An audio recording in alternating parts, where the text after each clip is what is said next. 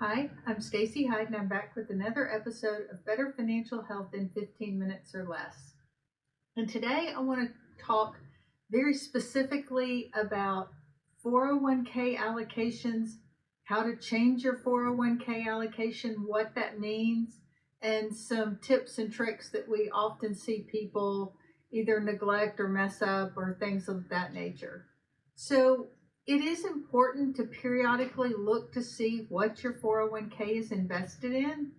And so if you go to your balances, you'll see how much you have in each fund. And you may be in a target date fund, and that may be a great option. But if you are in a target date fund and you're over 40 years old, you really need to take a deeper dive into that target date to make sure that it still meets your risk tolerance. Because even though a fund may be called a 2045 target date, the range in equity exposure within those can vary incredibly widely. So, for example, one 2045 target date fund might have 90% in stocks, and another might have 70%. And it depends on your individual risk tolerance whether either of those works for you. So it's important that you actually look under the hood there. You also want to look at the expense ratio.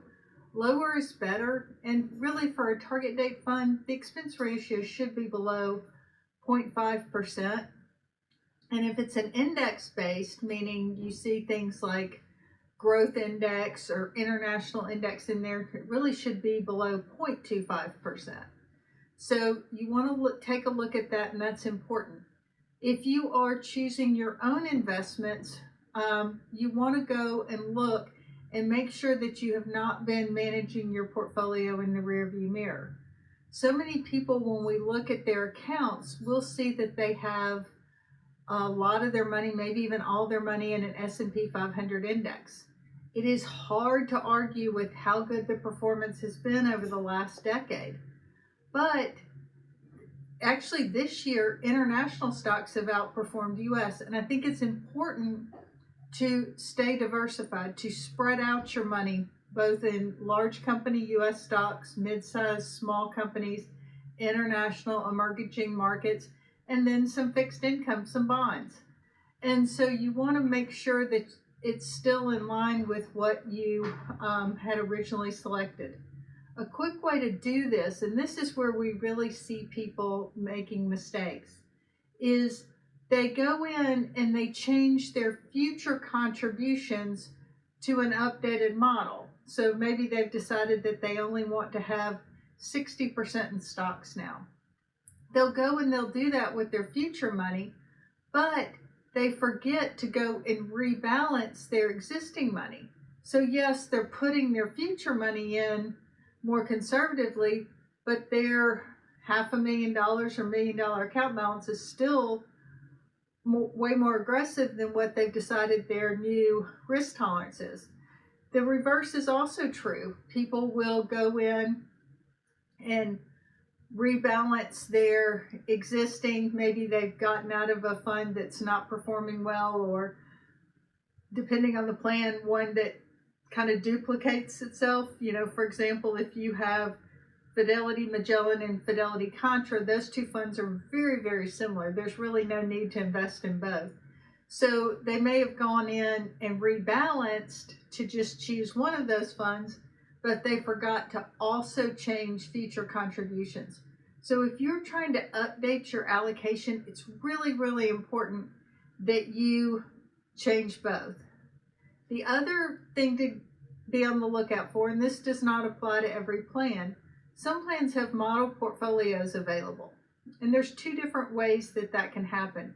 Some plans have managed portfolios where you pay a fee and there's an outside investment advisor that handles those portfolios. Many times it's like Morningstar or something like that. And there's a fee for those portfolios.